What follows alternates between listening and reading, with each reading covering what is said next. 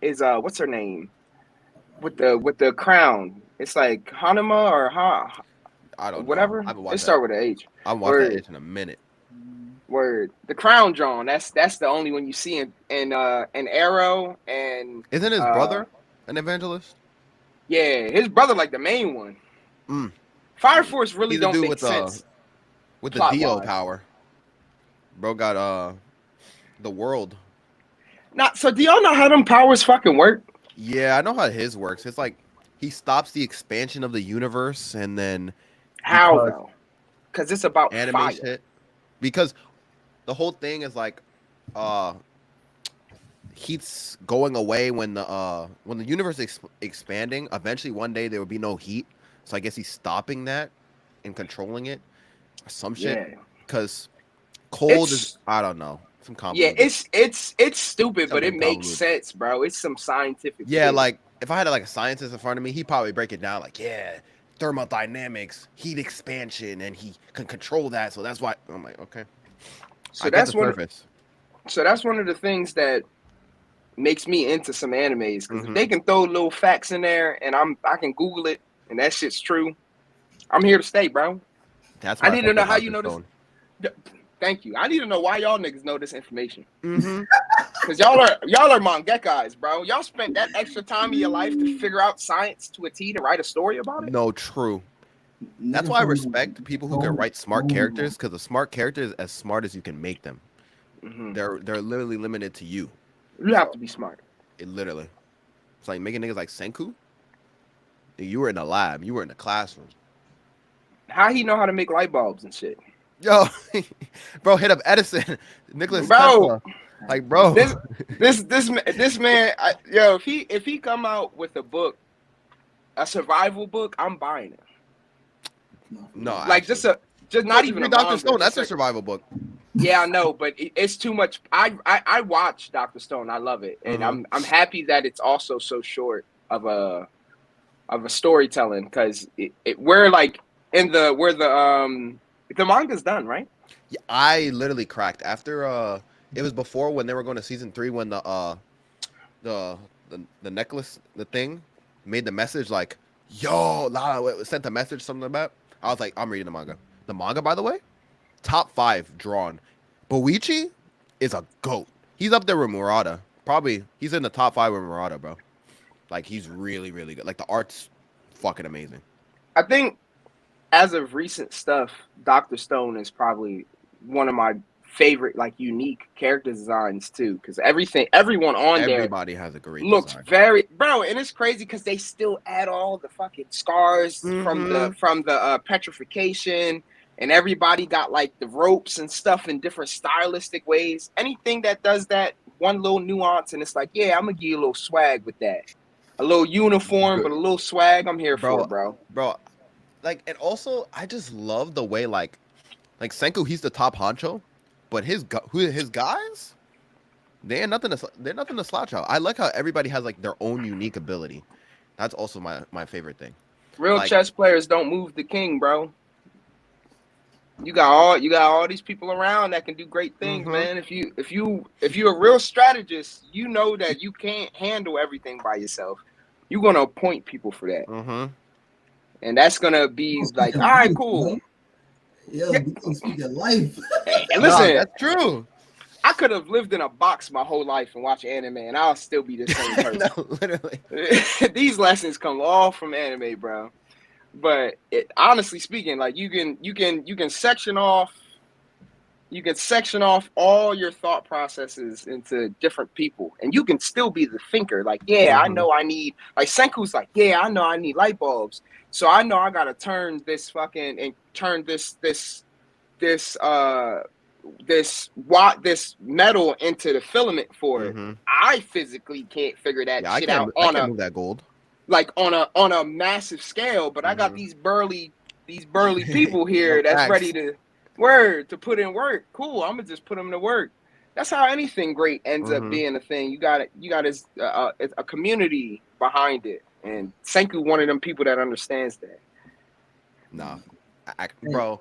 we're just gonna jump in because we've been recording. So, Oh shit! For the show, but I got a question, right? So I'm doing my research for the show, and I came across something real interesting. Real interesting. Do you stand by this statement? I'm scared. Boruto has entered the conversation for best written protagonist in anime history. We are AOT. Why you- Aaron just got found out. Aaron just got found out that he's a Titan. We putting you on the spot. Do you stand by this statement? I do. Crazy. I do. You got to understand the complexity of the. I know that Boruto has been a hiccup for anime fans and manga fans. Word, bro, it makes you do that when you read it, don't it? Like, oh my god, I don't think I want to consume this no more. But you get to a point where all the issues that were made gets covered up with really good plot. When you get to Two Blue Vortex, bro, I promise you, it's like a flip. Everything before seems so childish, and it's been used, and I know that wasn't on purpose, right? That was because it was switching manga artists, switching writers and authors, a lot of like last minute changes. Because who's the manga artist again? What's his name? Kishimoto? Yeah, Kishimoto. Yeah. So because Kishimoto didn't want to be involved with it at that point, bro, when he decided, yo, y'all are messing my shit up right now. I need to step in real quick and handle this. I'm telling you, it's been a completely 360 of the storytelling. I'm not a manga reader usually. Mm-hmm. I'll read it if it's no way I can watch it. Where Dragon Ball Super, I read that because I got to the end of where the Tournament of Power was, and I was so much on a Gohan high. I needed to know if they continued to set my boy up to be good. Unfortunately, they did subpar with that. But I do it with anything that I get harassed with on manga, because I have clients that be like, yo, bro, you gotta check this out. I have friends that's, bro, you gotta check this out. So when I watched Boruto all the way to the end, the very last like 3 episodes, yeah, I hated it, bro. I picked it up, dropped it, picked it up, dropped it. And I only watched it because I'm a Naruto fan. But I got to the end, and the setup at the end was almost as if they were like, hey, we fucked up this whole. Can I say that? They fucked up. Right. It's true. Yeah, I'm not true to this. I'm new to this, so you gotta give me a little bit. Let me get used to it. But damn, Dr. Seuss. But so I watched it, and y'all know Yak, right? Y'all know Yak, Vaughn, BD. I was talking to them and was like, bro, this shit is garbage. It's no way. Bro, we get to the Momoshiki takeover kind of stuff that's going on at the tail end of the anime, and that shit flips the switch. You start to feel like it's OG Naruto. They went from getting away from showing hand signs, close combat. They went away from all this extra shit that's like the root of Naruto, and they circled the story back to throwing that right back in there. Right now, where they're at, I'm sorry about spoilers, everybody, but spoiler warning.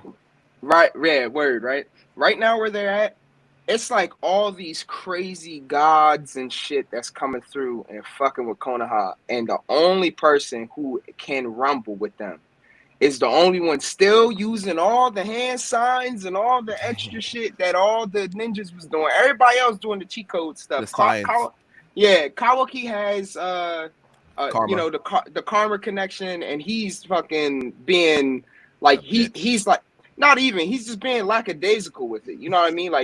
Like lazy. He's like, man, I'm the top dog. I can do whatever I want. This man Boruto out here in these trenches training with Sasuke the whole time, and all this wild shit happens, and they kind of clean up all the stuff with Kurama being lost and they retconned it.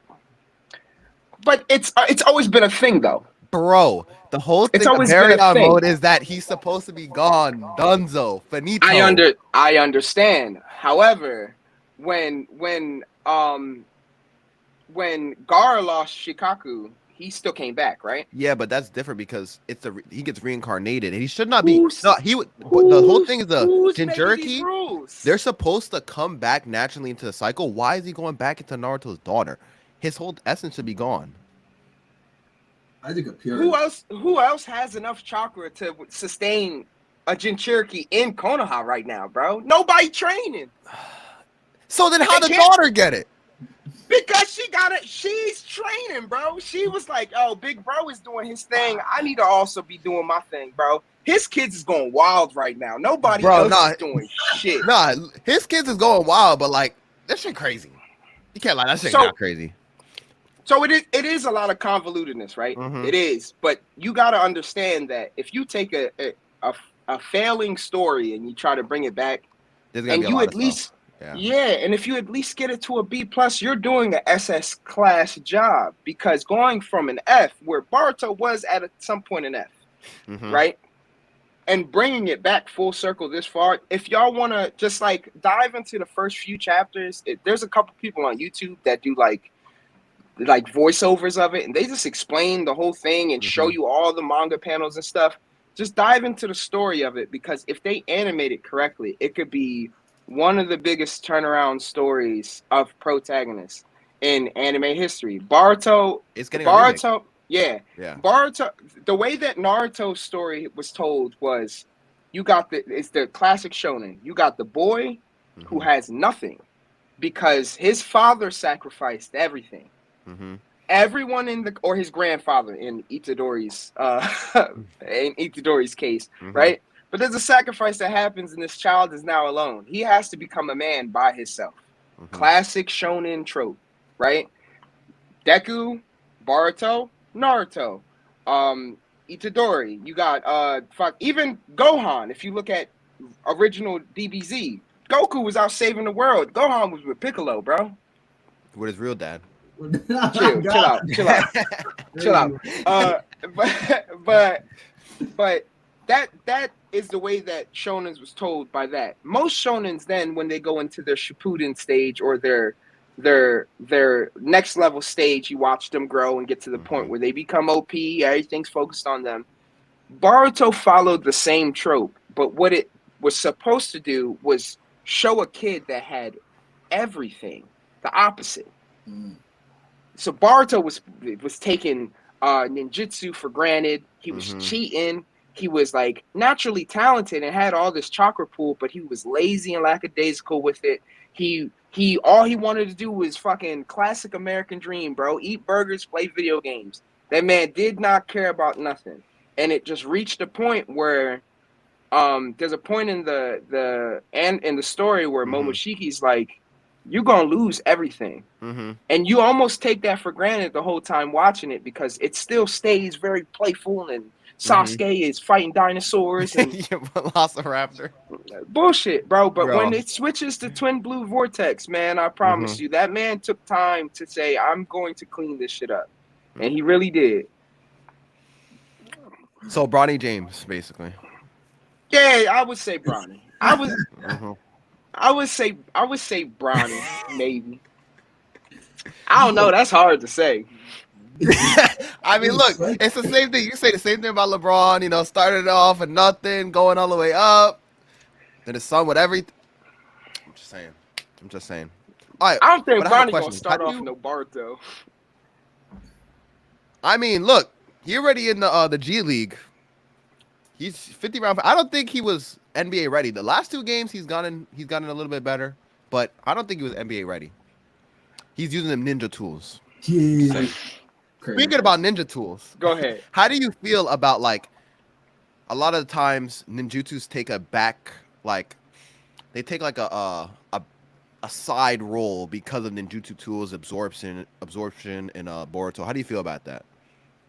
So it does take a side role, but the further you get into it, you start to realize that Boruto brings ninjutsu to the forefront. He's amplifying Rasengans. He's using all older techniques, Flying Rising, all the stuff that all the OG inherited things from Naruto. And I do like the fact that ninjutsu has became like more of like a secret art, not secret art, but sacred art, right? Mm-hmm. In Boruto, where it's something that everybody can have a chance at operating in because it's so well versed now. But because of that now, it becomes that thing that only the people who really take it seriously on that level can really excel at it. And that's why you have, Barto's story told that way, because you're supposed to see him take it for granted, and everyone around Mm-hmm. him's like, ninjutsu, ninjutsu, ninjutsu. You see the flop, and then he's like, nah, I should have listened back then, ninjutsu. You Mm-hmm. know what I mean? It's almost like tattooing, though, too, in my opinion, where tattooing's at. You got so many cheat codes that people can do. Whereas though you got the core Right root of back. it, yeah, you got the Mm-hmm. core root of it that's Mm-hmm. like what you're supposed to do, and the tradition of it. And the closer you get to the tradition of it, I feel like the better you can make those innovative things make sense. Mm.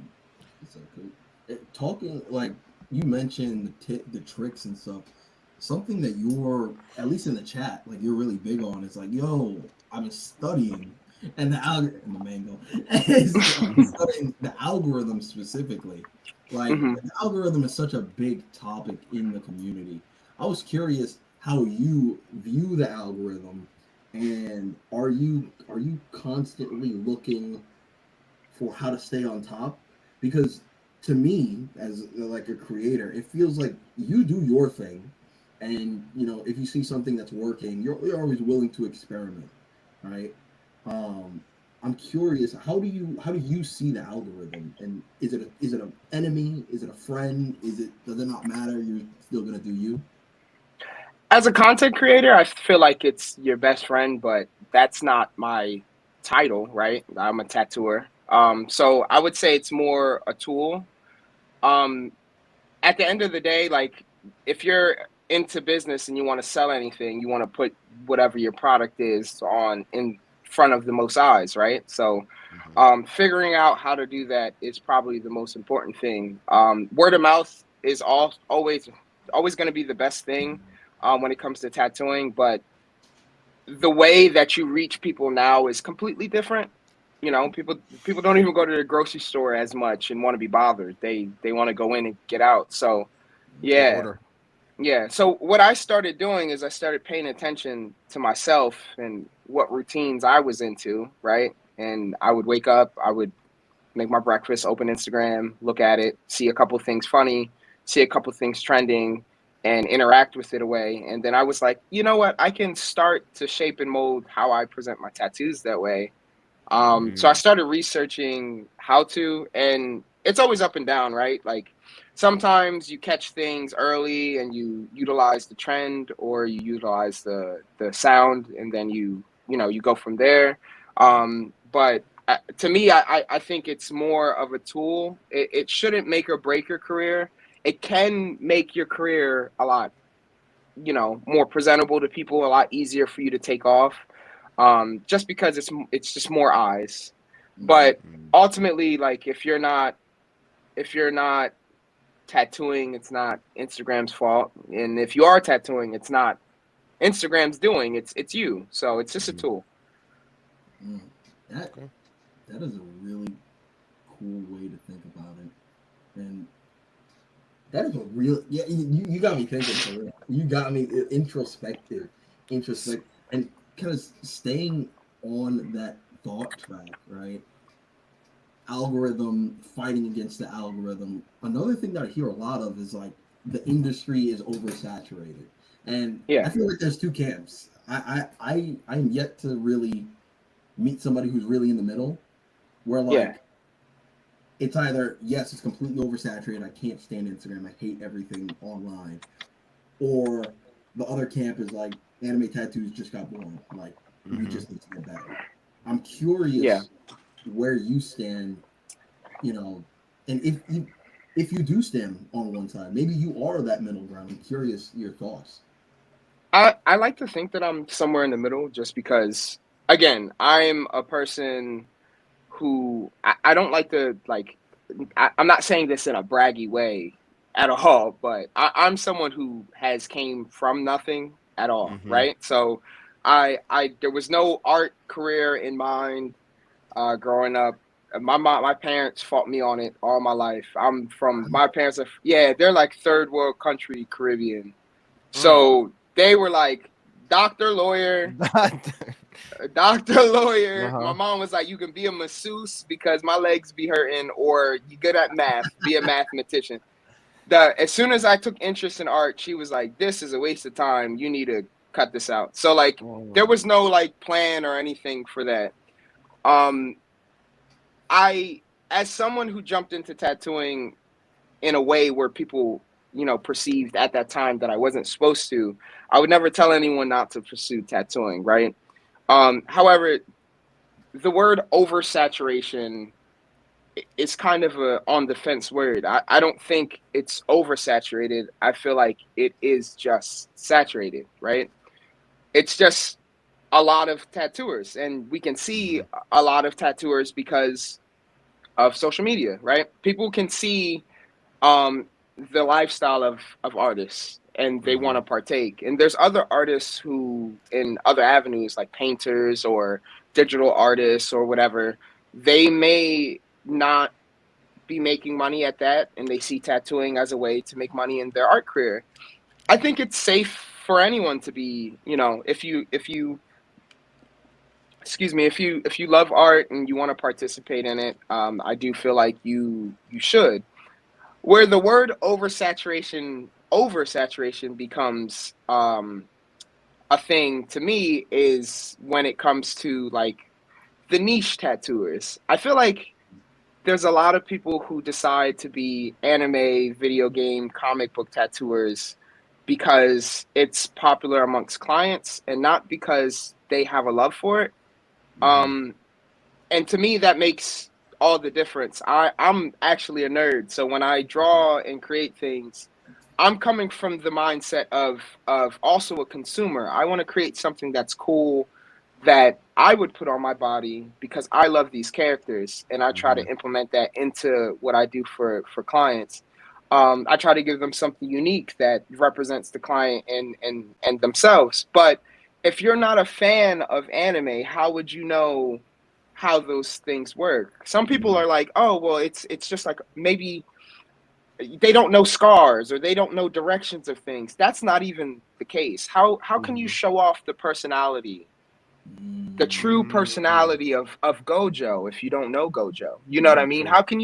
How can you show off like the discern like concerning facial features that Zenitsu would put on in situations if you don't watch it? All they're doing is taking a screenshot and saying this character looks like this, right?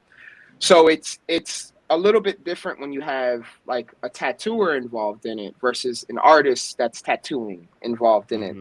Um, Artists are going to want to draw what they're interested in, and people who just want to make money at it are going to want to tattoo things that are popular. So whatever's popular is always going to feel more saturated when there's more people involved in general. So you kind of answered the next question I was gonna ask, kind of with that. I was like, do you think like the explosion of like anime in general after the pandemic is like contributing to this like saturation in the industry? Absolutely. People during the pandemic, people sat down and watched anime all day, and all they did was tell other people that wouldn't normally watch it, that ran out of things to watch. Bro, you got to give this thing a chance, man. I know you watched Game of Thrones, but Attack on Titan is lit too. Yeah. Like I know you watched like I was doing it with my wife. I was getting my wife to watch stuff that she would never watch a day in her life. There's an anime called Darwin's Game on You remember Netflix. that? That shit was gas, bro. And that was the middle of the pandemic. I was like, yo, this is a crazy different isekai. You know what I mean? Oh, not isekai, but like yeah, it's like a that one battle was an royale isekai. kind of. There was a battle royale one. High Risk Invasion was the isekai during COVID. That was at the same time. Yeah, on Netflix. It got a character named Sniper Mask that everyone fucking loves. He just wear a mask and he just snipes. but it's cool. It's cool. It's just a weird story. But yeah, to answer your question, COVID definitely contributed to it. I think anime has always been this popular. I think what COVID Mhm. did was make people sit on their phones and realize that there were other people like them. So Mm. instead of them hiding after we were allowed to be outside, all of us nerds started being like, man, fuck this. We about to go be regular people. Y'all Yo, was making facts. it seem like we wasn't allowed to be here, but I guess we are. So we're gonna do our thing. So you start after that started to see more people dabble into it. And Mhm. when you see a larger group doing something that maybe a smaller group may not want to contribute in, that smaller group, at least half of those people are going to say, you know what, that looks more popular and fun. It's more people involved. So now I want to watch it. Now I want to be a Dragon Ball fan or a Naruto fan for all the late anime bloomers, the Naruto fans. Jeez, no, that's tough. Oh my gosh, and that makes me think of something. I'm a big Alex Hormozy fan. He's like a business guy or whatever, but he said something that was interesting that I think applies here more so to the what we were talking about before with like the saturation, where it's like if you're in a space that people are joining, it can feel saturated, but it's actually probably a good thing because if it was dying, nobody would be joining, right? And you wouldn't Mm. even have the opportunity to join. Like if you're trying to get into the newspaper, the physical newspaper business right now, that business is like shrinking, like they're like 20% every year. There's no innovation in newspapers. That's why Mhm. that business technically has not shrunk. It's shifted. News is now on the phone, right? Mhm. Mm, So you don't need like if you Apple comes with an app embedded that gives you the news all day long. Your email Mhm. list gives you the news all day long. So that has made the paper die out. The paper's not needed, it's actually a waste, right? Whereas though Mhm. entertainment is something that you can't lose once it starts. What people like doesn't change as long as somebody likes it. So you got to think back about how long ago anime was actually a thing. It's not just Dragon Ball, right? It's earlier than that. yeah. You have Fist of the North Star in the 80s. You have things way before that. You have that whole Gundam run that was taking over like 3 decades of entertainment for nerdy people. And even before that, it before we had anime in the West, we had comic books, Spider-Man, X-Men. True. We had all the DC stuff. All that happened was that stuff has been fizzling out because Disney has been doing a shit job and Warner Brothers have been doing a shit job. And people are realizing that Japan has storytelling for everyone down pat. Mhm.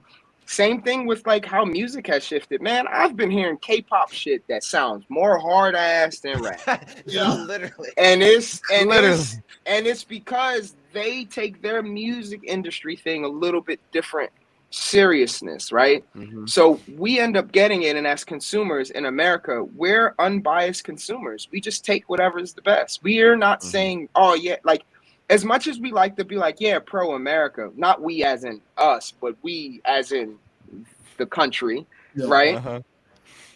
When it comes to products, we don't give a fuck. When it comes to entertainment, we don't care. We want the best. We're the Mhm. pickiest. We complain the most. So if it's the best, we're gonna consume it.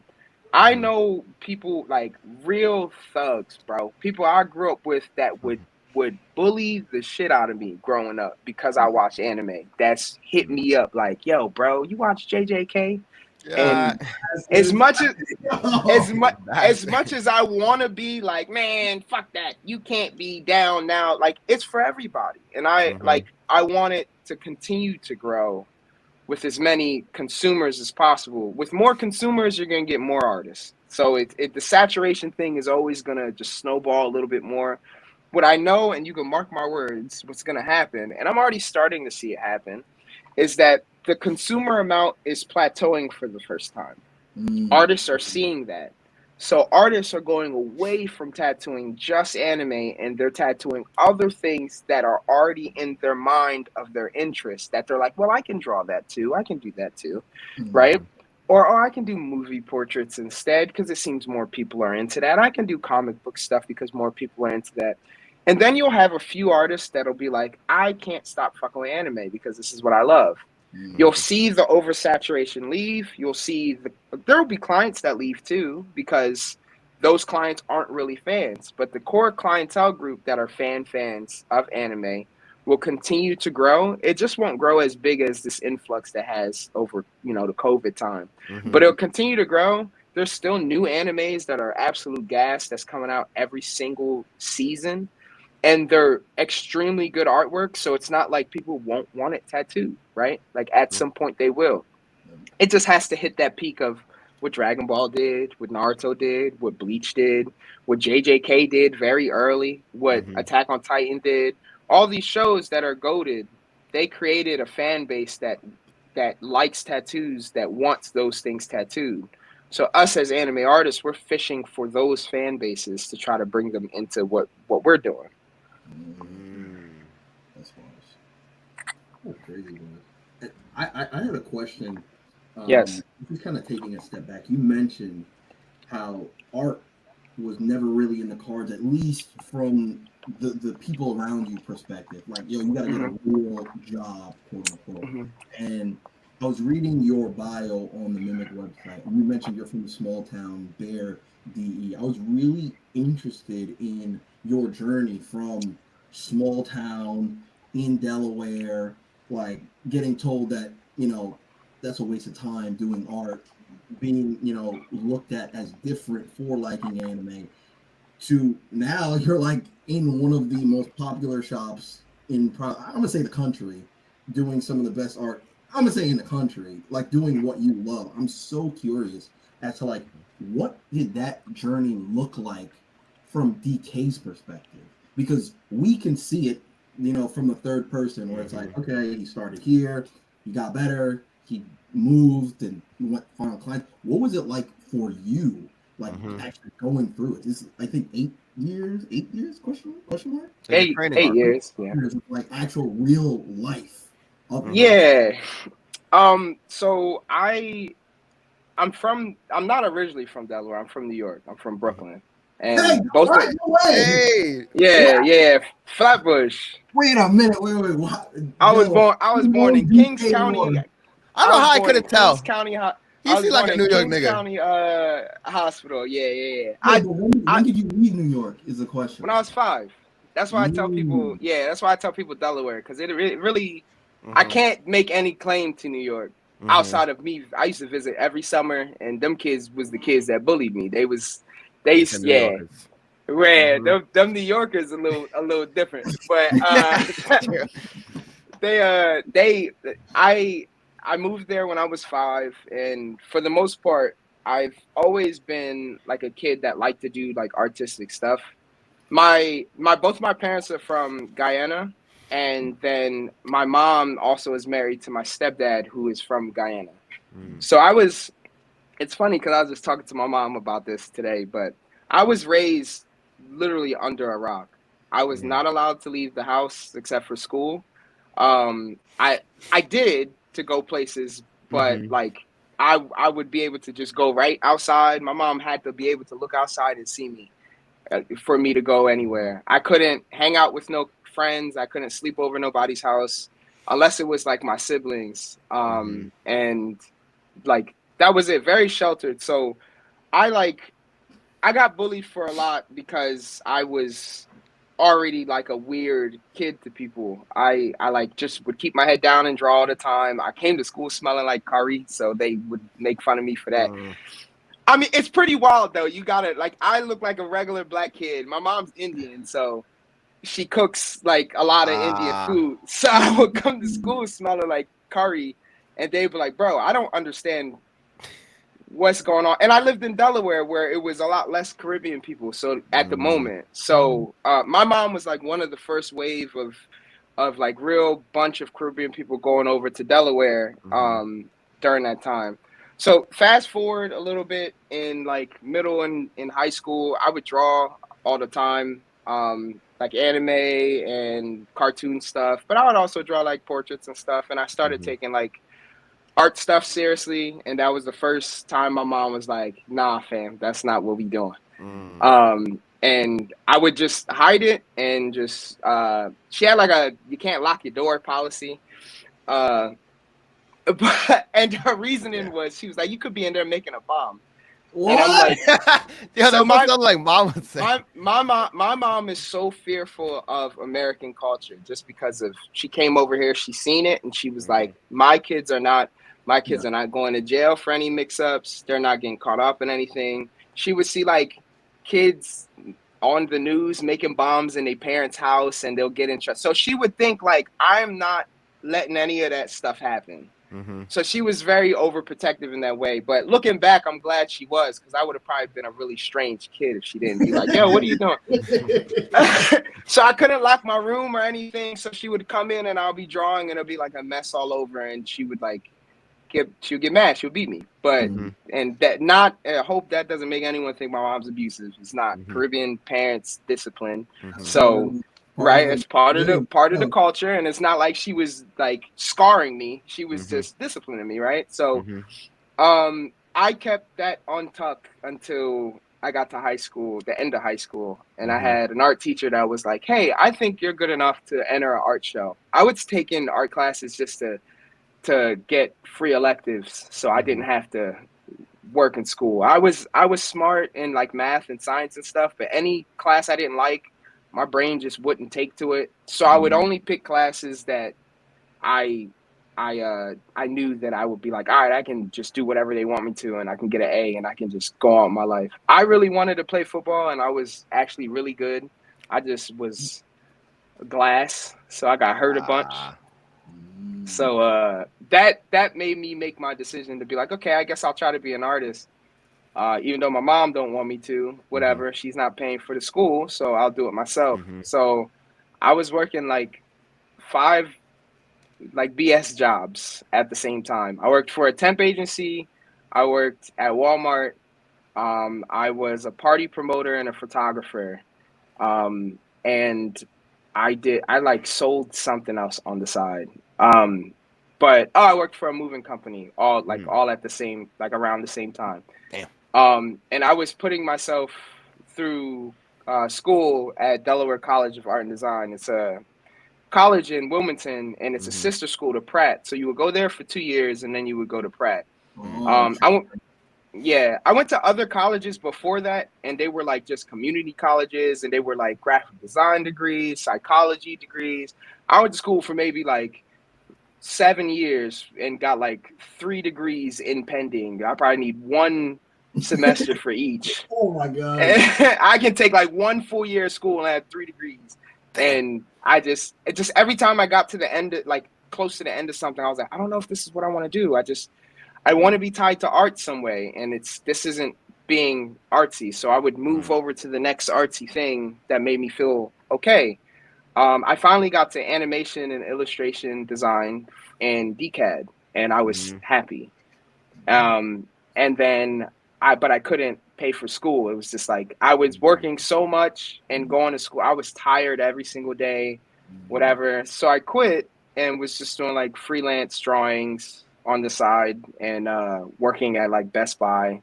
My goal was to get all the free shit at Best Buy I could with the discount, or like cheap stuff with the discount that I would need to create an art career, and then YouTube my way to the top. That was the plan. So I started doing that to make my art better.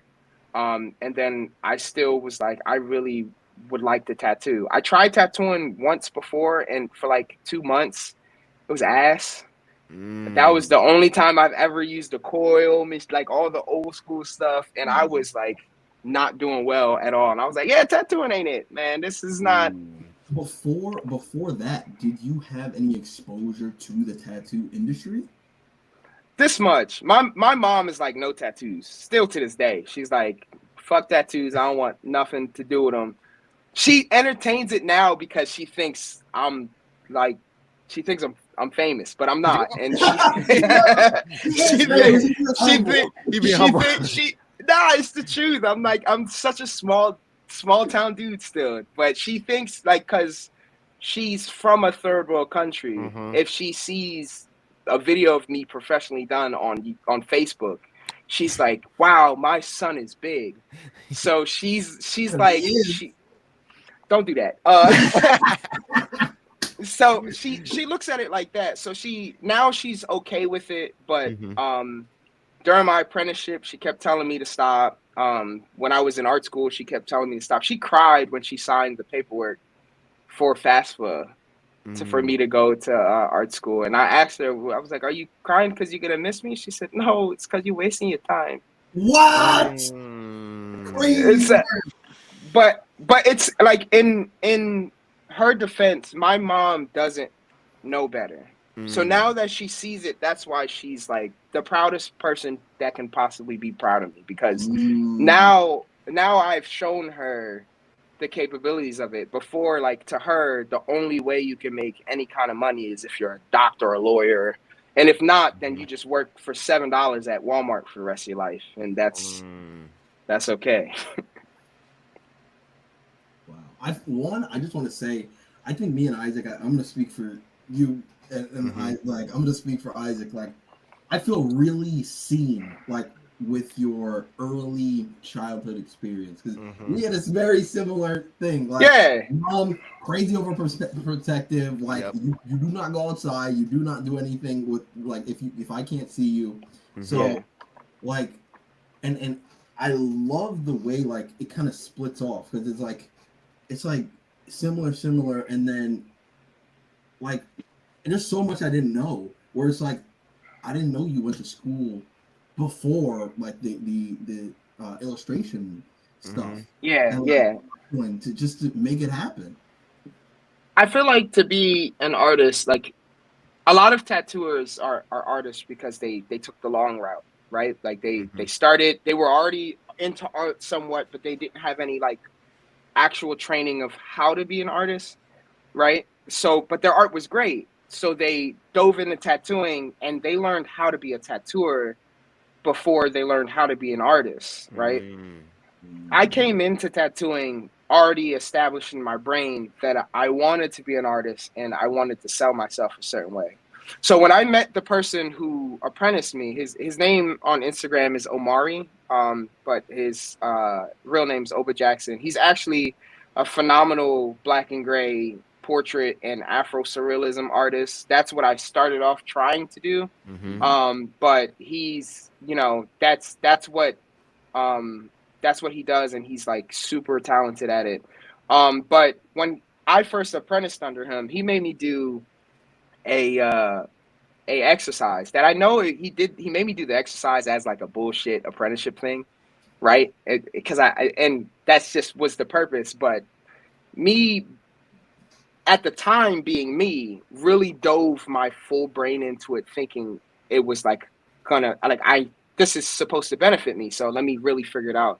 So he gave me a task to look up any major brand that I wanted, and he was like, study that brand, tell me how that brand works, Mhm. what's their target audience, and everything. Well, so he didn't say that. He was like, tell me about that brand, and I was like, what Mm. do you want to know? And he was like, everything. So I went Mm. home and like I was literally thinking about everything. I was like, okay, so what's their target on? And I went to school for marketing stuff too. I just did That's again. so you I know just what did metrics and stuff to look for. That's right. interesting. So Ah. if you go to school for any kind of graphic design, one of the first classes they make you take is marketing 101, because you Mm. can't create any marketing 101 True. and then color psychology. Mhm. And I didn't understand the color psychology until they broke it down. And obviously I don't do color now, but um it still has affected my art decisions, just Mhm. knowing what does what, right? So the marketing part taught me how to break down and dissect how to sell a product with marketing. But instead of doing the product, I realized that tattooing is, and this is a very unpopular opinion, but tattooing it is was moving in the direction where you were not selling your artwork, you were selling yourself with an experience, including the artwork. Can So I would, can you go deeper? Because I think that's a major, like, gem nugget yeah, that a lot Mhm. of artists don't want to admit it. Where I think personal brand is like, most important. It's Mhm. like if you had to give a percentage on a spectrum, artwork is at most 45%. Mhm. 65% is personal brand, and depending on how you maneuver your personal brand, it can affect how you maneuver the artwork part and vice Mhm. versa. But if you have a very strong personal brand, you can actually have not so great artwork, and Mhm. people still want to come hang out with you and get tattooed. You just price yourself in whatever bracket that your artwork falls into, be honest with yourself, and you're able Mhm. to make more clientele. And then you just work your artwork up because your branding is already so good that you just have to work on drawing, which is easier because you're doing that every day for tattoos anyway, Mhm. right? But the branding part, if you don't have that in the beginning, you waste a lot of your time just thinking that your art isn't good enough. That's why you're not being booked. It's not that. It's that you're not giving, like, there's no reason for people to say, I want to come fuck with this person. So that Google thing, so I picked Google for the assignment. Mhm. And I picked Apple at first, and then he said I couldn't pick Apple because I was working at the time at Best Buy as an Apple expert. So he was like, Ah. he he was like, nah, you can't. I did the whole report and everything. I was like, here you go. He's like, you picked Apple? I said, absolutely, my favorite brand. He was like, okay, do Google since you like Apple so much. And I was like, I fucking hate Google. Why would you make me do something I don't like? He was like, just do it. And again, I knew it was like him just being like, just giving me busy work, but because I wanted a tattoo so bad, I dove into it, and it made me realize that no matter what, every brand chooses what they want to attach to. It's Mhm. either themselves, so they promote them like, hey, come get this from us because we're so cool, we're whatever. Their product, which is, hey, come get this because it's ideal and perfect for you, Mhm. or their community, meaning, hey, we're creating this product or we're giving you this experience that makes you want to be part of our community because we care about you so much. And Google's approach was the community for their search engine, right? They want everyone to be able to use it. So they dump email into it, they jump phone number, they dump Excel, like they dump docs, everything. Google Mhm. main page of what you use, the search engine, has become something that is a community search engine. It's not a single person who don't say, and Caribbean people will teach you this more than anybody. If we call something some like a name that's a Mhm. brand, that brand has done their job. We don't say, hey, can you get me a bandage? We say, can you get me a band-aid? Mhm. Right? Oh True. shoot! We don't say, hey, can you get me a cola? We say, can you get me a And the Coke? cope. Mhm. Yeah. Yeah. It's whatever is the main thing, it gets labeled as the thing. So when you hear Caribbean people say they don't say search on Safari or search on Mhm. Yahoo, and they Mhm. might be using those search engines. Hey, ask Google Mhm. because Google is so widely known for that. Apple did the same thing with Siri to combat the Google, Mhm. right? But Siri has its own uniqueness that makes people want to deal with that more. They Mhm. have said, what is our clientele base used to? All of our products are user friendly. So let's make Siri more user friendly than Google, and that will Mhm. make people want to switch. So it's understanding what your brand value is, understanding other people around you who's technically in competition with you, or Mhm. they're also trying to pull from the same client pool, um, what their value is and how your value either combats or complements theirs, because you can complement somebody's um, whatever they have going on in their brand, and that will also amplify your brand because you guys do it together. Mhm. But if it's a combating thing where their brand combats yours, you now have to make your experience of whatever makes your brand what it is stronger than the other people around or whatever. Yo, Mm. you know what this reminds me of? Like this exercise. Remember in like Karate Kid when it's like wax on, wax off, and then he's Mhm. doing all that stuff. He's like, "Yo, why am I doing this?" And then when he gets into a situation, it's like, "Whoo, whoo!" He's using all his moves. Mhm. Would you say this is kind of what happened? Like this exercise, I feel like, and you can correct me if I'm wrong. Like your mentor, he might have given you more things like this, where in the moment you're like, I'm gonna take this serious because I know this is what I want to do. And then later down the line, you're like, oh, okay, I kind of know how to, do this because of something I did 5 years ago, whatever the case may be. And in no way am I going to say that I had the best apprenticeship situation, because I did not. I just not even airing it out, and that's just how apprenticeships end up happening. To be honest, 75% of it always ends up some bullshit happening. So it's almost expected, right? It's just because the tattoo community at that time wanted you to earn it a certain way, and earning it to them was making you feel so shitty. If you stuck around, then you deserved it. So they found, like, and even with my mentor, he wasn't on that type time because he started tattooing, which I didn't know at the time, 6 months before me. What?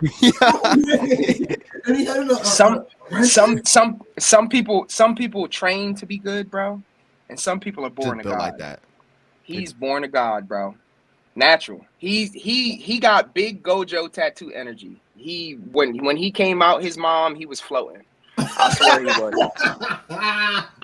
I've never personally met an artist as talented as him. So, and if he ever sees this, he knows that this is not coming from like I love this person so much. I don't talk to him, anything. We're not beefing, but I just don't we don't keep up or anything. My life has progressed in a different direction. But like, what he gave me was me. He made me want to prove him wrong really bad. Cause like in the beginning, like I not only was I fighting my mom with the tattoo thing, I was fighting him with the anime thing, and he wanted me to do what he was doing. And we sat down and we had a meeting, and he was the person who told me, he was like, tattooing is going in a niche direction. You guys have to, he talked to me and one other artist, right? Yak used to work there. And yeah, that's how I met. Yak. Wow. The first shop I apprenticed at was Yak's uncle's shop. And and both of them was artists there, and they left in a week into my apprenticeship to go start their own shop.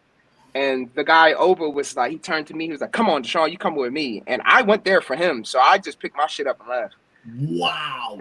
And I didn't ask no questions. I was just like, he was tattooing at his crib for a little bit. I went there every day, bro. I did not care. I wanted to learn from the best that I could find, and he was.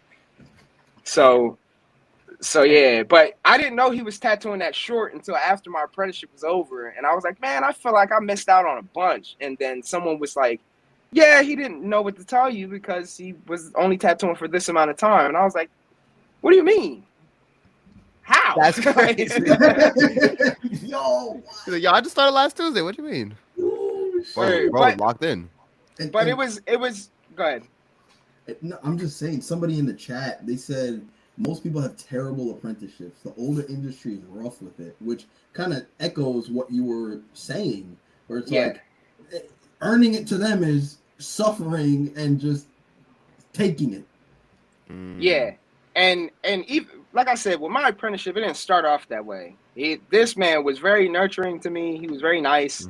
And like halfway through, he ended up going to a tattoo show, Ink Masters, and he met other tattooers well knitted into the industry, and they told him how to run things, right?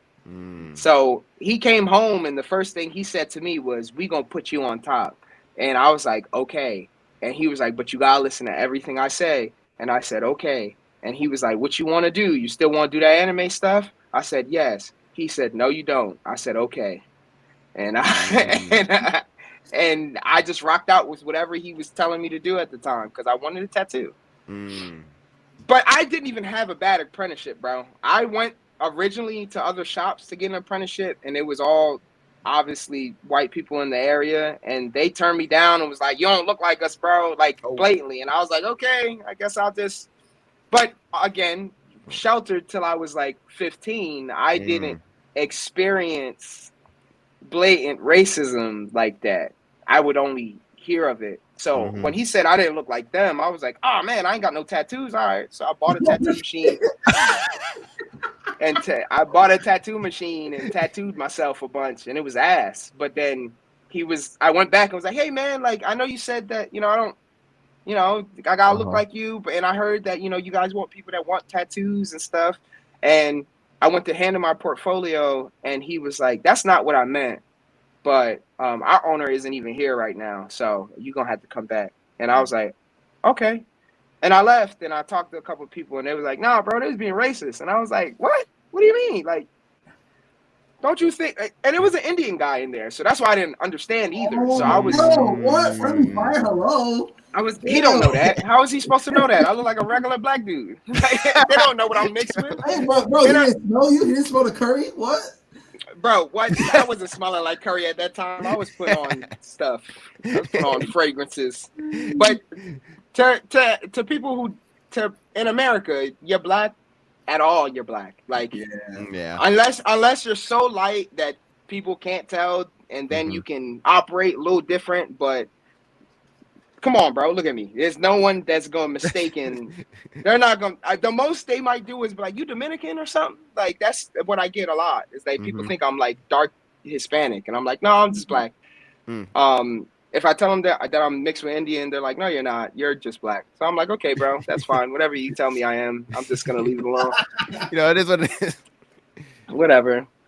But that was a tangent. But anyway, I was tattooing there. He told me that I shouldn't do anime, so I didn't. And then we had a little bit of a falling out, and I left. And when I left, Yak ended up leaving too. And yeah, because of other things. I'm not telling that story because that's not my story to tell. But he left for reasons too, and I was working with a girl in her private studio that she had for like lashes and stuff. And I was really planning on trying to leave Delaware at that time. So Yak came and he was working in there with me because he knew like me and the girl had like a deal, and she wasn't charging me anything. So she wasn't charging him anything because he was with me. So we were like plotting that. And I was like, yeah, bro, I think I'm going to move to Florida because he had a friend named Dan Price. I don't know if you guys know who that is, but he's a really big black and gray tattooer. But he told me that Dan moved to Florida, worked at a street shop, and ended up Justin Bieber walked in one day on South Beach, and he ended up tattooing the back of Justin Bieber's neck, and that made him famous. And what? But the dude is a great tattoo. You thought you was about to be on Bieber watch, move to Florida. Son, listen, I was looking for clout, okay? I was trying to get somebody to find me, bro. But he told me that he did it, and the dude Dan, he's an amazing artist, a really cool dude too. I met him a couple times, and he does podcast stuff on Instagram a lot. And if you guys ever look him up, he's like a god, black and gray realism tattooer. And has one of the nicest shops I've ever seen. I've never been inside it, but I see a lot of it like in Instagram. But he told me he moved and tattooed Justin Bieber, so I was like, I need a game plan how to get out of this state and get around where there's more tattooers so I can learn more and figure out my footing. I had a friend that moved to Florida the year before. I reached out to him, was like, hey, I want to move. And he was like, I'll help you, bro. So I ended up moving there. I worked at a street shop with a racist boss. So he's racist. In Florida? Yeah, I lived in Florida for like 3-4 years. Damn. Yo, so much DK lore. This is crazy. Yo, literally. Yeah. I lived in Fort Lauderdale, Florida for 4 years. I worked at a shop called Double Cross Tattoo. It was boss. Racist boss. Racist boss. I think the other boss was racist too, but he was one of them Slim Shady white guys. Like he said nigga to his friends, but not around me. Yeah, he's one of them white guys. So, and I had a conversation with him about it. I was like, bro, I don't care what you do on your free time. Just know if that ever comes out your mouth around me, we gonna have some issues. But the other guy I knew was racist because he came in with a Confederate flag shirt. And and then I talked to him about it, and he was like, I didn't know. What? Yeah. Hold on. He's from like Slovakia or Russia or something like that. So that was his excuse. And the other boss was sat down in the car with me. He used to sell me buds, so we was smoking a blunt. And I was like, bro, I think I gotta leave because Peter is wilding, and my clients cannot come in here with that like that. I was tattooing like a BLM activist at the time, and it was in the middle of all that kind of like the riot, not riots, but you know what I mean, the protests and stuff. And yeah, and me and her was chatting about a lot of stuff that was going on, and then out of the blue he walked in with that. So I quit that and went to another shop, and they were predominantly an anime shop. And right before I left, there was right. It's called this. I can't remember. I think it was like 2018, 2017, maybe. An anime shop? It's not. Yeah, it's Black Hand Studio. Do you know Art Kayla Rose and Justine Lucy? Yeah. Yeah, So she- I worked they're, with- they're I on the worked- directory. I worked with them for a long time. Yeah. Really? Yo, what Yeah. We just dropped a spotlight on Justine. Yeah, Justine's the homie, bro. Yo, DK knows So- everybody in your mom. So Yeah. I started working there because a friend of mine named Pablo left. He was the reason I worked at Double Cross because I thought he was the boss at first. Mhm. I seen his artwork and was like, damn, the boss is crazy. I want to learn from this dude. And then he was the apprentice. He's just like another god level artist, been an artist all Mhm. his life, was a graffiti artist before tattooing, got into tattooing, and Pablo can do literally everything. He to me is the most underrated artist I've ever met in my entire life. He's such a family dude. His name on Instagram is Tattoos by Pablo, I think. Now, but it used to be I Feel Like Pablo. I hope he changes it back because that was a lit name. But he's like one of my best tattoo friends. And he's tattooed me a bunch of times. But I ended up following him to Black Hand, and that's how I met Kayla, Art Kayla Rose, and Justine at the time was a apprentice. The shop owner, his name is Carlos. His name is like Arrow35 on Instagram. If you guys want to see the best anime mashups, he does anime characters as Psyduck.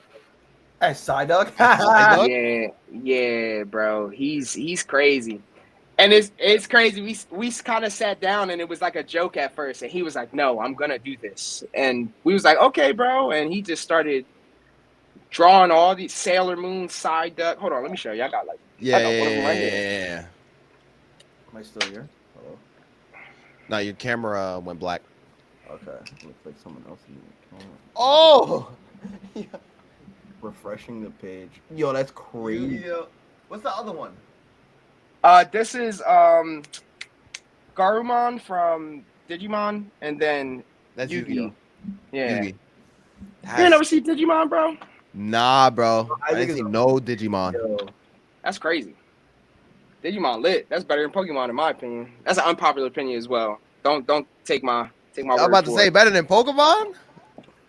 it isn't, but hold up. I'm gonna re-thing my browser because it's saying Yeah.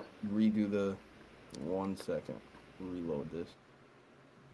All right, so and something for the side, right? Mm-hmm.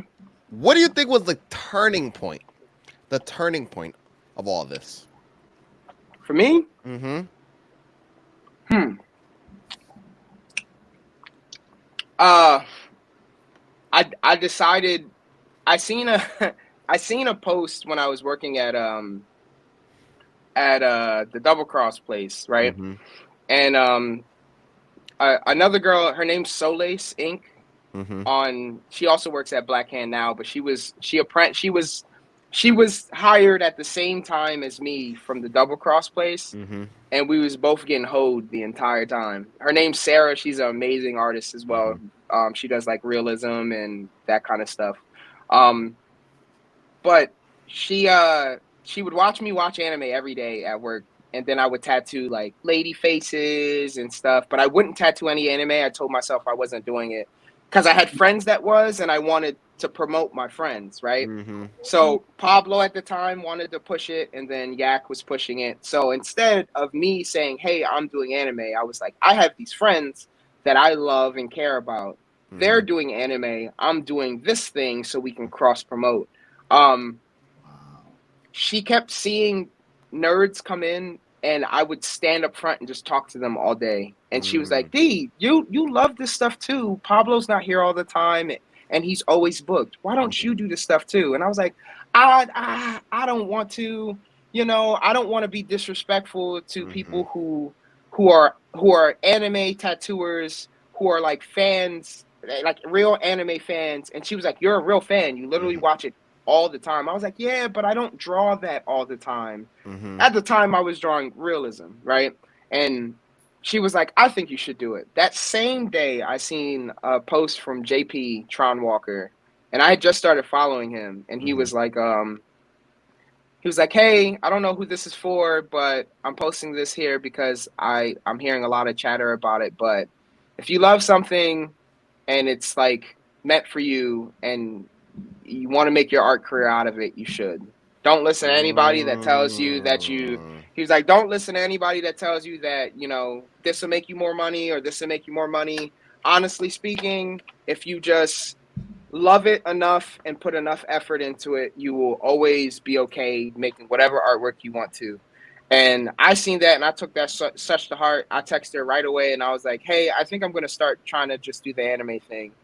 And she was like, "Good, I'm proud of you." So Wow. That's the at Hey, For You first, page right there. The For You. That was that's For literally a You. for you. word. And at first, it started off like this really ugly anime realism shit that I am not proud of, and I'm not showing anybody. There's like two or three of them that I'm like, they were good tattoos. They Mm-hmm. just are not anywhere near what I'm doing now, right? Because they were like me trying to figure out how to blend the two. But then I gave up on holding on to the realism and the illustration of that sort of stuff. And then Mm-hmm. I just leaned all my skills into just re illustrating characters to highlight them in ways that I wanted to.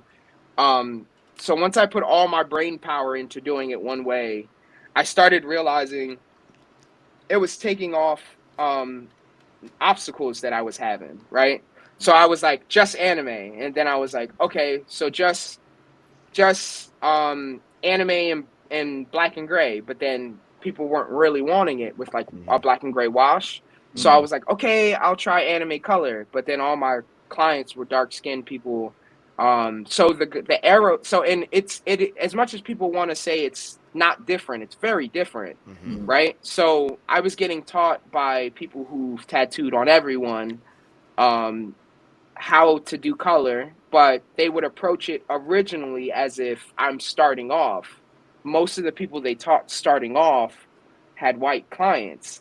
I had no white clients. Mm. Everyone was black. So it was not to say he's a bad teacher, because, and this is the Carlos dude, he's a great teacher. He taught me a Mm-hmm. lot of stuff. I just wasn't picking it up because there was a mental barrier of what I'm seeing on the iPad versus what I'm seeing on the skin, and trusting the colors I'm putting in are the colors I was putting in. Mm. So I asked him what would be a cheat code to figure it out, and he was like, "Just do it in opaques, and you'll figure out the technique of color, Mm-hmm. and it'll still be black and gray, but it'll look more like a color tattoos like presentation." Mm-hmm. And I first reached out because I had just started following Sachikano, and I know he was doing it, Geo. Mm-hmm. And I first reached out to him because he doesn't do it the same way as me, but he was the first one. Him and Mike Randazzo were the first two that I seen anime wise do full opaque work. The Mm. Carlos guy was already doing full opaque work, but in like his illustration stuff, which I love. But they were the first anime artists I seen to do it, and I know Mike wasn't doing it exclusively, so I didn't need to ask him. But I reached out to Gio and I asked him, I was like, "Hey, bro, I don't want any issues, and I don't want you to think I'm copying you. I just really want to use the pigments you're using to figure some things out. Is Mm-hmm. that okay?" And he was like, "Bro, I don't control any of that shit. You can do whatever the fuck you want." And I was Ah. like, "Bet, bro." Like, and me and Gio are real cool. I love that dude, and I look up to him a lot because he's helped me, figure out a lot of things early on. But once I got that green light, I think the first one I did was Edward Elric from Mm-hmm.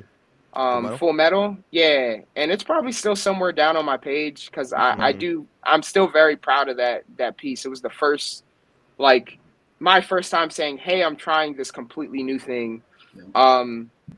And from that point, I just was like, I can't turn back. I can't, like, I've been battered and argued with plenty of times by other Mhm. artists, by shop owners, by clients, by just friends, and they're like, "Hey, bro, I think your stuff will look really cool in color instead of this black and gray thing." And I'm just like, "Nah, bro, I can't. This is my steez." Because I Mhm. know that if you like, Apple only sells Apple products, yet they're Mm, number one. yep. True. $1 trillion company. It doesn't matter what you're selling, it's how you sell it, right? If you get Mhm. enough people to like you and like they're gonna like my artwork, right? Anyway. But will they prioritize it over a colored piece? Probably not. But they might prioritize it over it if they like me, which is Mm, what I try to that put goes back to forward more than anything. that branding piece and like that. What? Yeah. I And think I found the Edward. It's uh, clean. yeah. Oh, thank you, thank you, thank you. And for the people at home, can you explain the opaques? Definitely for the viewers, not me. For, for sure. So, what do you want to know about it, though? I'm Like when I ask. hear opaques, I know it has Yeah, something to do with colors, but like, yeah, is it like a certain way that you blend the colors? Is it a certain like combination of certain types of colors? Like what? I right. have no clue. I actually have no clue what the hell opaque like what So, it means. opaques and tattoos. When you hear opaques, if someone says opaques, and something that's opaque just means you can't see through it. It's not translucent, right? Oh, So, if a gray wash is translucent, it's just a really thin, watered down black. So you have to Mm. layer that black on top of itself to create the illusion of gray, right? Opaque grays is me using literally the color gray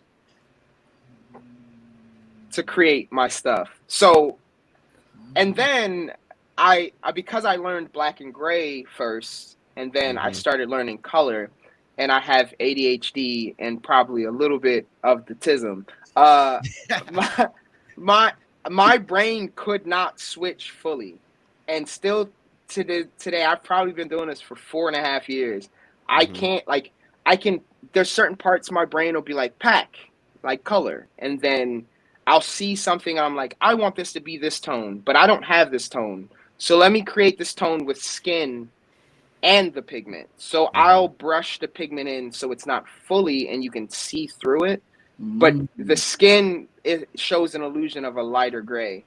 And a lot of times I do that because certain skin colors can't take certain brightnesses of gray, mm, right? So I'm pretty dark. I wouldn't put the lightest gray I use in me, but Mhm. if I wanted to show off a character being having a white outfit or like white hair or something like Mhm. that, or like having like white skin, I still need to use gray in certain parts to make it look like your skin is there's light hitting it in different directions. So that's Mhm. where the brushing comes into play and the smoothness of like a traditional black and gray comes into it.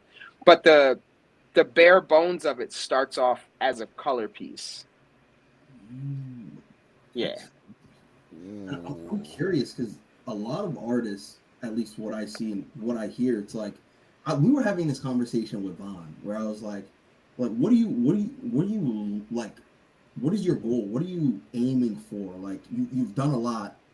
You're Mhm. to me, I'm like you guys are my favorites, and it's like, where do you want to go? And then something he mentioned, he was like, I'm still trying to find like my style, the one that DK, BB have. Like when you see it, it's like they did that. Like Yeah. Mhm.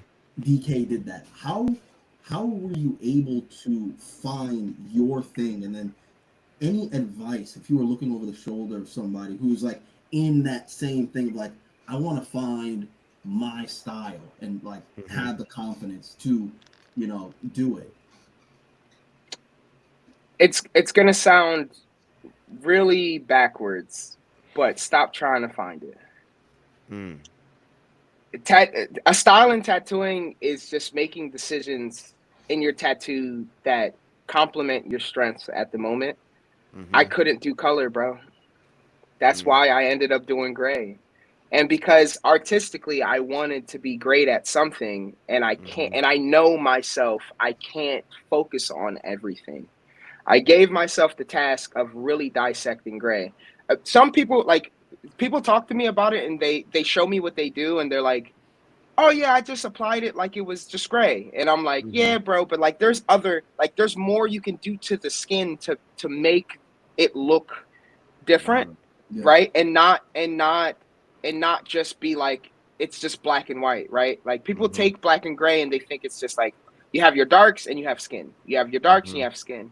And there's a lot of in between that you can do to make it look reflective, make it look shiny, make the skin look like skin, make leather and characters' outfits look like leather. There's a lot of Mm-hmm. things you can do with that, especially because my clientele base is so like is mostly dark skinned clients or a lot of dark skinned clients. It's probably Mm-hmm. 50-50 now since I've moved to North Carolina.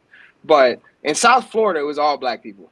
And that's South just Florida. what Yeah. it was, right? But um here it's like 50-50. But even so, like I've been told by people, they're like, why don't you fully saturate things on a white client? And I'm like, because I wouldn't do it on a dark skinned client. Mm. My style has me answering questions for myself to make something for darker skinned clients that didn't exist. And with me trying to do that, I found a way to do it on lighter clients, which, yes, there's more steps into making it, you know, giving it more because their skin needs that more, like those in between tones of the gray and stuff. But that's just an adjustment that my brain makes in the moment. I still apply it from the perspective of I want to show skin like I would want to show skin on a darker skin client. Mm-hmm. Um, and again, that came with me trying to figure it out what I was just trying to do in the moment. A lot of studying other people, but then not taking directly what they do. I can tell you all my inspirations, and none of them do black and gray at all. None of Mm. them. Biggest inspirations I can say is obviously Simon K. Bell, which is my number one. I've been following Mm-hmm. him since like 2012, and he started Wow. in the middle of my apprenticeship. He was just doing it. He was like, he made an announcement. He was just doing anime tattoos, and he was one of the first people. And I seen it and was like, damn, I might do that. Yak decided at that point, he was like, fuck it, I'm gonna do it. And I was like, okay, I guess both of us can't do it, but I always keep Simon in my head when I'm designing things because he takes a lot of art things, implements it into tattooing that other people don't do, right? He breaks a lot of rules that people think tattooing has to follow when in all reality it's just another art form, so you can play with the rules the same way you would with any other art form, right? So he's one. Another one, which is a newer inspiration. This guy is now like giving me the heebie-jeebies, but B-Rye is crazy, bro. Mm. He does things that no one else does in tattooing, like a lot of movement things, a lot of goofy, cool-looking things. That's more him implementing his art and his art knowledge into tattooing, that I think is very clever. Um, and I'm trying to think of who else. Oh, Michaela Botten. I don't know if that's specifically how you say her name. I always read her Instagram and I read everything wrong. Um, but she just moved back to Italy. She used to work at Sad Fam. Oh So yes, Mm. yes, yes. yes. So if you look at Michaela's stuff, oh, and then this guy named KC Tattoos in I think Australia, Mm. because he also does opaques too, and the way he does opaques is very similar to how I do it, and it's because I've watched this stuff a bunch. But Mm. if you look at Michaela's stuff, she's probably one of the only Michaela and what's her name? Hi there, it's Jenny or something like Hey that. there, Jenny. Mm-hmm. Yeah. Yeah. they use a lot of, even in color, they use a lot of skin breaks that makes the skin look like the color they intend it to. So I use a lot of those practices into the gray thing, because if it works for color, it's going to work for gray every single time. Because gray is it's one ray. At most I have 5 colors that I pour out. They got 5 colors they pour out for each color. So if it can work for those colors, right? If it can work for a red, a blue, a gray, a green, a yellow, an orange, it can work for a gray, because a gray is just a neutral color in between all those things. So I look at their work a lot to try to see what they're doing. A lot of times I'll screenshot it and grayscale it, and then see if I'm like, okay, if I was to do something like this, this tone that's the brightest, it goes into the same level as the skin, so I can just leave that open. And then just brush and smoothen it out like they would with their color blend, and just leave it like an open skin thing.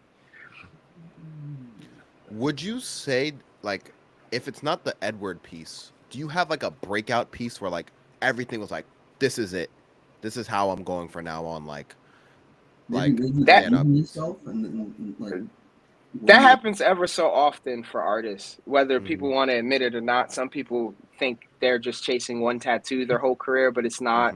Everyone has, like, maybe for me, it's probably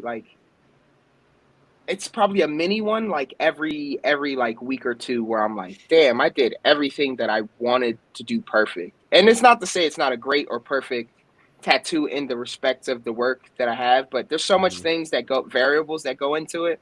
The person's skin, the size of the tattoo, the content that the person wants you to use, if they're really picky. Like, there's just so many moving parts that even though I'm a very niche, very also picky artist with things, there's so many other things that people still have to throw at me to make it their tattoo, that sometimes those things don't match what I want, and I have to implement it because it's their tattoo, right? But there's a couple, I can name maybe the last 3 that I remember. One was a Jolene half sleeve, and it was like here to here. You posted it? Yeah. I feel like I know exactly which one you're talking about. So I every single one of your tattoos earlier in the day. Thank you. So I tattooed that girl. She was amazing. She did not complain about how I had to break it up, because it's an upper arm tattoo. She followed all my rules with healing. She never shows it the sun, and I am super proud of it because it was subject matter that I loved, and just an overall great vibe. So that rings in my head every time I think of like the first one, maybe at Mimic, that made me feel like that. Was that one, and then I think it's happened a bunch in between, but the one that happened, and it was like the internet also was partaking in that feeling, was I did a crocodile from One Piece. And I didn't even know who Crocodile was at that time, because I was anti One Piece for the longest. I can't even be mad. Me too. I watched One Piece up until like right before Croc on Toonami. Okay, it was gas. With him, with the rings and the cigar. That's the first piece that got over 1,000 likes from me. It's probably it's like 2,000 something. That's probably the most liked thing outside of the collab I had with Donnie. There's a couple collabs I got with Donnie, but he's had like a bigger following, so that makes sense, right? But for me, that I didn't even have, at that time of doing that tattoo, I didn't even have like 7,000 followers yet. So I was really confused when I was watching this thing blow up. But the girl who got it done, after it was just finished healing, she went to a One Piece card game con, and was fucking going. She was flexing, bro. She came back and let me know right away. She was like, "I've been showing everybody this shit." She was like, "Next time I come back, you better have cards. You better have everything," because I was blasting shit. Yeah, and she's amazing. She ended up also getting the Doflamingo right next to it that I did. Yep. And she's like a goated client. Amazing, 10 out of 10 experience every single time. Sits like a rock. But I always put my all into every tattoo. Mm-hmm. Unfortunately, sometimes as an artist, there's other variables that get in the way of you putting 100% like a SS plus job. Mm-hmm. But I like to shoot for at least a 90 every time I tattoo. Mm-hmm. And 90 is me doing everything I can. The other 10% is the other variables that I can't help. So as long as you're putting in your 90, you feel like I did everything I can. And the 10, For the sure. last 10% is For sure. Give me like 2 seconds, fellas. here to go. Really quick. Yo, so much Gotcha. DK lore. Yo, like literally so much lore. So much lore. Hey, if you made it this deep, make sure smash that subscribe button. We Facts. do have a Yo, question from hit Dan. that HBO special. Facts. What's that? Yeah. What's that HBO special? Yo, that HBO special. Hit that motherfucking like button. Help a brother out with a like. You feel me? Y'all gotta get the YouTube voice down when people be asking for subscription. Bro. Yeah, I Yo, can't do our that other- shit, man. They sound like auction house people. Yo, back in our prime when we had the we were running a YouTube channel, yo, we hit the every time One Piece would go to the to the halfway card, we just spitball. It'd be like, yo, you know, just how like Zoro just cut that black guy. You need to do this. Hit the HBO special. You need to hit that HBO special. Yo, Just we got completely real- like. We got real integrated with it. Like we don't even talk about it. It'd just be like, yo, Isaac, you know what this shit? You know what DK's cool hat remind me of? The HBO special. I just want to bring that HBO special. We got it. What about that HBO special? That's Yo. out with the like. You feel me? That HBO. But we do have a question I wanted to ask. It's from Darius. Darius is one of my favorite guys. He asked, has there been a character that you've been dying to do, but you haven't got the opportunity to do? And if you did have the opportunity, you jump on it ASAP.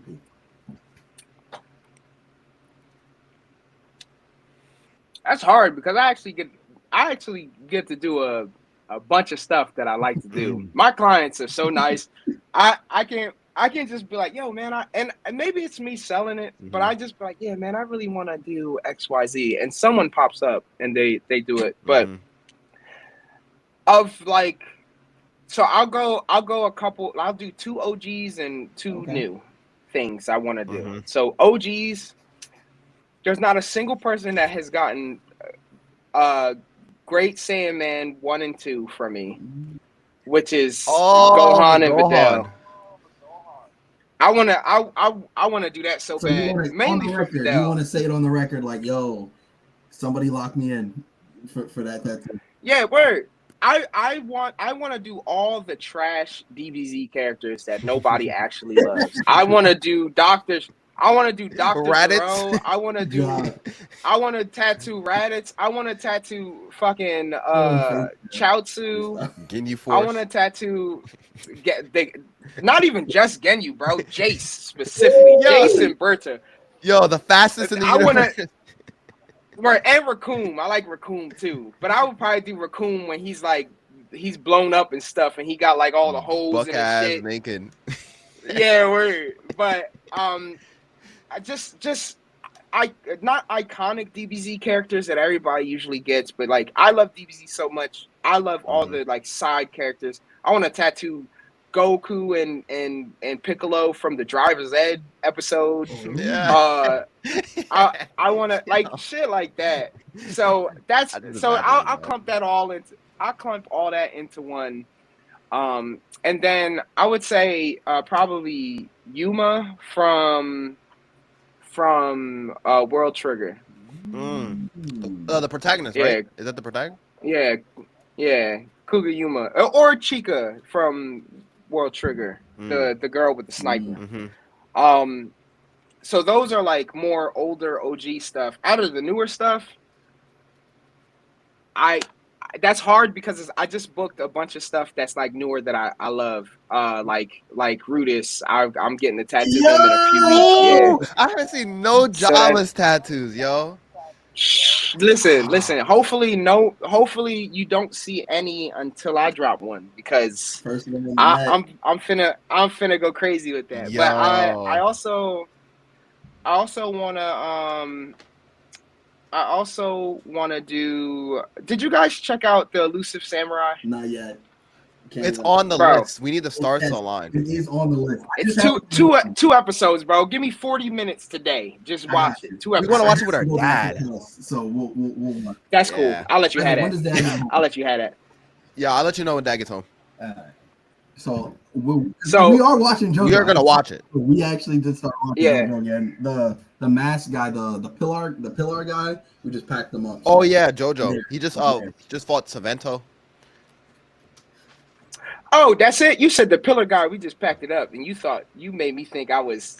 We said, okay. I'm gonna stop. Yeah. Did I almost just spoil myself? Did I almost just That's all right. I'm just Yeah. let you rock out, bro.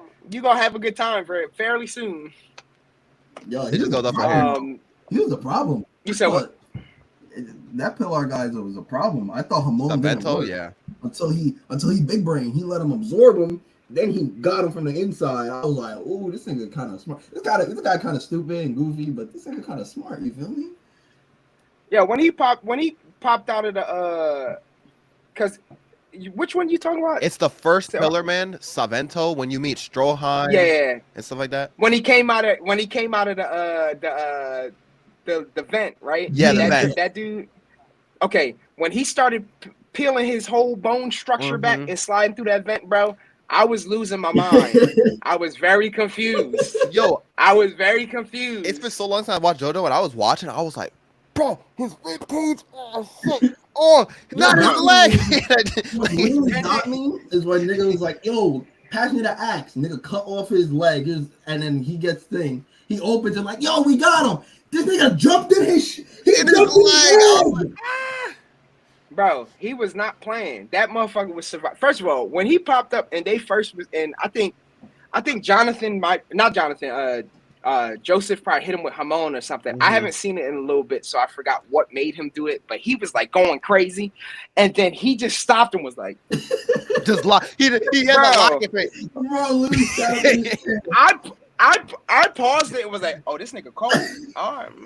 Mm-hmm. Bro, it's literally- whatever your name is. It's kind of like rewatching it for the first time because it's been a minute. I haven't watched JoJo since like 11th grade, maybe. So I'm like Yeah, senior in college now, so it's been a minute.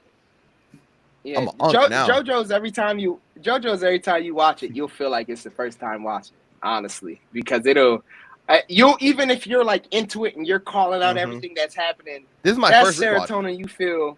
Yeah, that serotonin you feel from shit happening so fast. You're like, damn, this shit is crazy. What I'm hoping for on the rewatch, I didn't like JoJo's Part 3, the first part, before they got to Egypt. Like, in my ratings, I have JoJo like Part 1 an 8, Part 2 a 10, Part 3, the first part of Part 3, I had a 7. I was like, man, I was not feeling it. Then I got to Egypt, I was like, ooh!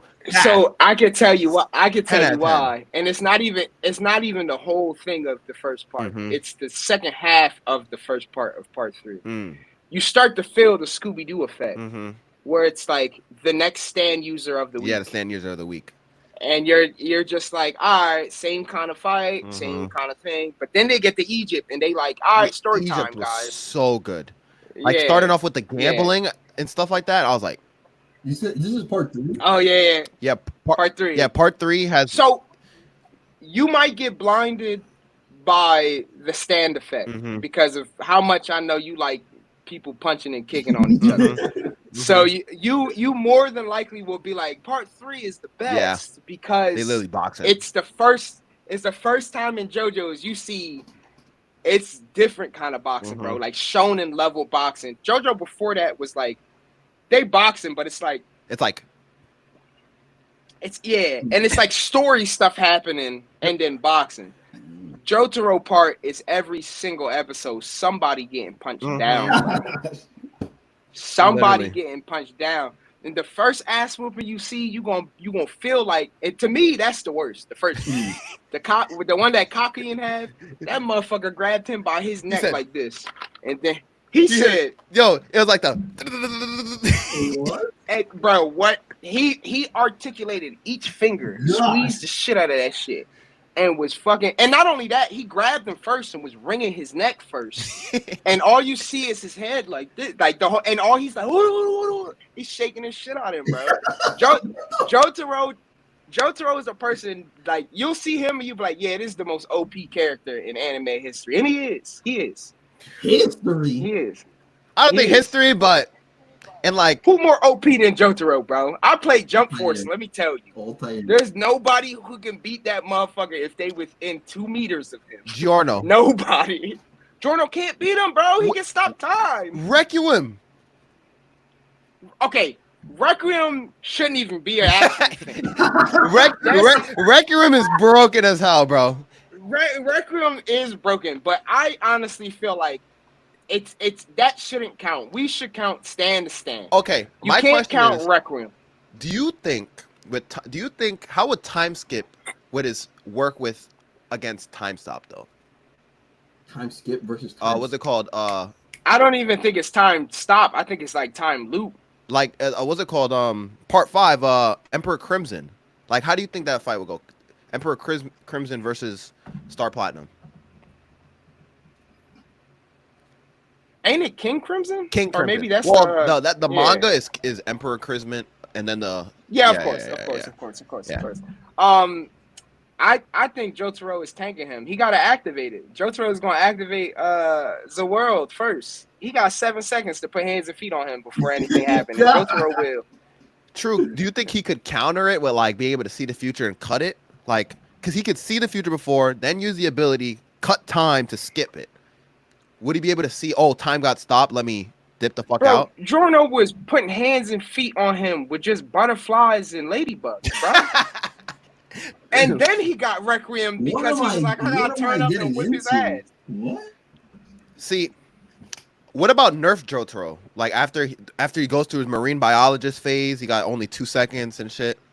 Do you think then he would lose to King Crimson? I think he would. I think he would lose to King Crimson part 6 beginning Jotaro. I think so. I don't think so. Only Only way Jotaro getting beat is if Jotaro gets sidetracked. And him facing King Crimson, there's nothing making him have to protect anybody. The 2 times that you've seen Jotaro vulnerable is when he was that's wild. It's when he was the 2 times you've seen him vulnerable is when he had to protect Josuke and his friends. The and rat. He had to protect, the rat episode. And then when he had to protect Jolene. And also Koichi. And Koichi, yeah. But that's why I said Josuke and friends, right? That's why when you see Jotaro have to stop turning up because he got to focus on somebody else. It's the perfect character flaw. Superman, Goku, they become stupid in those situations. Jotaro though is half stupid. He's only stupid for family because he feel like he need to. That's Dio's son, bro. He ain't got nothing to do with he ain't got to protect him. That's Dio's son. All right. So he's beating King Crimson ass. He ain't got to protect what's his name, bro. He gonna wait until Giorno, about to kick the bucket. The world. All right, my 2 seconds. I'm punching precision straight through your heart, bro. True. See, but I'm saying like, I think King Crimson could beat the Nerf, the 2-second one. If it's like prime Jotaro, I think Jotaro would win. Like he's smart though. He is. That's the thing. Jotaro is smart as hell. Jotaro's power ain't really his stand because his stand is precision and then his time skip thing, which I don't know. It's kind of broken. Yeah, because of how they explain it, but that's like, yeah, you're right. It's broken. Star Platinum's probably still the best. Star Platinum is pretty broken. I think it's probably the strongest stand. He's still the best. You know what? I'll just say the strongest stand would be the hand if the user wasn't just stupid. That's the Nerf. That's how you balance it out. That motherfucker can fly, bro. Bro, Zahando, if he anything with his We right can't hand, tell he you can none- erase We you. can't tell you none of this stuff. It would ruin the surprise effect when you see it. We can't. Stands is something we are not allowed to talk to you about. Okay, Except for Jotaro. true. Because Jotaro stand, we can tell you what it is, but you still won't technically kind of know what it is. Mhm. You'll be like, how is that possible? And you'll still be into it. But Zahan, just know he's a dumbass, and he got the most OP stand possible. The only reason he's Good not balancing. Good balancing. the Literally, only reason he's IQ. not wrecking people is because of IQ, bro. And he openly says it. He said, "I might be a dumbass, but I Mhm. can still throw these hands if it Facts. really come down to it." Gosh. And I wanted to ask too, DK. I hear from a little birdie that you're involved in a pretty cool event. I don't know if you wanted to save that for the real life link up. That's Mhm. August 8th, 9th, one of those days. I don't know if you Yeah. wanted to save that, or if you want to spill just a little bit of the tea, just a little bit, nothing crazy. You know, it's up to you. I'm gonna leave it up to you, big dog. I mean, I guess it really doesn't matter at this point. I think a lot of people already kind of know. Mhm. But this year I will Yeah, be I wanna. okay. Sorry to cut off. I Nope, think we all should good, talk all good. because I feel like me and Isaac like live like in the like we spend an ungodly amount of time on Instagram, and we had no clue. And we had no clue. I feel like we're like Mhm. okayly tapped in, like not to the upper echelon, but like I Mhm. feel like if we didn't know, I feel like a lot of people probably don't know, to be honest. So this is That's breaking probably true. news. This is That's this is Mhm. breaking news. So the floor is yours. that's probably true. When I say people, I always reference like my surroundings. Mm, I'm stupid and and from under a rock. So y'all gotta Mhm. understand when I'm like, yeah, everyone knows. As long as everyone who I can see knows, then I think everyone knows. Mhm. But yeah, so this year I'll be helping out with Anime Inc. a bunch. Um, so me and Bunny Machine, her name's Kim for anyone who doesn't know that, but I Mhm. call her Bunny. She wants everyone to call her Kim, but for me, everyone watching, call her Bunny. Mhm. Uh, but me and Bunny became really cool friends, and I just shot her a couple of ideas that I think would really help the experience of the show. Mhm. She loved it and was like, "Hey, I really want you to be part of it." So we've been kind of in cahoots. Me, her, Christian, and his team, just kind of putting some new things together and trying to, fill out what the community wants and what people who are attending. Not only just artists, obviously, because I know it's a tattoo convention still, but we're trying to lean more into the anime niche, right? Because Mhm. we all wanna lean hard into that, and I think touching the hearts of clients and the community rather than just the artists, I think is equally as important, if not more important. So we're trying to implement a bunch of new things. Um, One of the biggest things I'm most excited for is some of the contest changes that are happening. It's confirmed, so I can say it. But we're going to be one of the first conventions to do a melanated skin contest or a dark skin contest. Mhm. Obviously, we all, here in this Mhm. group in this room are affected by that. But I think it's cool to highlight what can potentially be done on dark skin differently than just tattoos in general. It's not a limitation. It's just a different step you need to take. And I think more people need to be aware of that. And we're just trying to bring that forth within that. Mhm. A lot of new cosplay stuff, a lot of like video game tournament stuff that we're working on. Some stuff that I don't know if I can name yet. So I'm just gonna keep it Both at after that. But August. yeah, but there's we'll be having a bunch of announcements come out fairly soon. They're working on the website and getting that all together. But as we come closer to time, we're gonna start steamrolling a lot of content out to kind of raise awareness of all Mhm. the changes that we're gonna be having. I'm actually going to DreamCon next week. Is it next week? 20, I Drink think yes. when's drink? I think it's next week. I think It's it's like like the the 27th. 25th or something. 25th to 27th to like 29th or something like that. But I'm gonna try to connect with some people there and see if Mhm. they're interested on swinging our way and collabing on some stuff. Just because I Mhm. want to try to pull more community together. So I've been working my ass off on a bunch of stuff. Um, so yeah, that's the bulk of it. Ooh, crazy drop. Hey, Crazy. Yeah, big things. Yo, trying. doing it, doing it. I was also curious, like, what is your vision for the con? Like, you are such a creative, like, thinker, and like, I'm very curious. What does the Ultimate Anime Inc. look like for you? I want for everyone that's in there to feel like they can be in the prime of their nerdiness and still like party, right? So like um I've been to a bunch of tattoo conventions and most times it's just people walking around, they're like staring at people tattooing, and if they're not getting tattooed, they're like, okay, well there's nothing for me to do. Most tattoo conventions are for just the tattooers to show off themselves.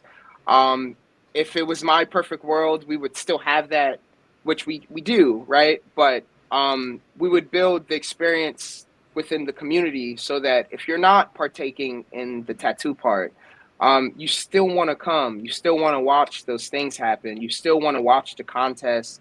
You still want to participate in all the extracurriculars we have just to be there and be part of the vibe. I want it to be so lively that everyone leaves like praising how good of a time they're having, which we usually have Mhm. that happen anyway, right? Like I always Mhm. have the time of my life at Anime Inc. But as time moves forward, and the show gets older, there's more innovation that needs to happen to bring more people in to enjoy it. And the bigger we have it, the more of a party it feels like. So that's my perfect world, what I want. Mhm. Ooh, and Darius, he's watching live right now. He's at DreamCon too, so he said he's gonna say what's up. Oh. Hey, yeah, link up. He's cool. I really like him. Definitely, Mhm. He's definitely, probably definitely. in my top three, like of Instagram friends. I can't even hold you. He's Yeah, on the pod in at Anime Inc. too. Um, sick. my last question, Pinky Promise. Um, Advice: if you were looking over old DK's shoulder, going from Florida, like getting told like, "Yo, this isn't it." Like, do you Mhm. have like a something that you would tell him? Just no, just reassurance. Like more so, I would just tell myself like, yeah, man, you're doing the right thing. Just keep going. Because even though I do feel like there's some mishaps or maybe mistakes that I've made in my career, Mhm. or maybe things that I didn't want to endure. But if I didn't endure those things, other doors wouldn't open. If I didn't Mhm. experience those things, other things wouldn't happen. So I personally feel like I'm in a good spot, so I wouldn't take away anything. I would probably just the times that I did question myself, probably be like, "Yay, don't question yourself. You're good. You got it." Mhm. But other than that, probably not. I wouldn't change anything. But anybody you want to shout out? Oh yeah, definitely. Shout out Bunny, Bun, Auntie Bun, whatever you want to Mhm. call her. She's the greatest. All the things that I'm doing right now, I would not be able to do without her. Mhm. She's the mother. she's the mother of anime tattoos. Um, and she helps me out a bunch. So shout out to her.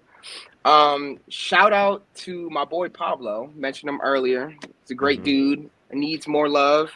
And just anybody who's trying to do the same thing as me, whether it's in style, whether it's tattooing, whether it's tattooing anime, whether it's just being yourself and being a nerd, just shout out to you for doing it. Keep Mhm. on doing it. Don't let anyone tell you that you shouldn't be, doing what you want to do in your life because it's yours. You got to do what makes Mhm. you happy. Amen. Amen. And make sure you're following DK on Instagram at Mhm. DK Gray Senpai. I got that right? Yes, sir. Gray. Gray with an E, not an A. That makes Yes. a difference. That part. Yeah. 100%. A lot of people don't know you spell Gray two different ways, which I think is also stupid. You know, is it the people who lost the war were like put A? Is that the difference? I don't even know. I don't know, man. English is wild. I just don't even ask questions.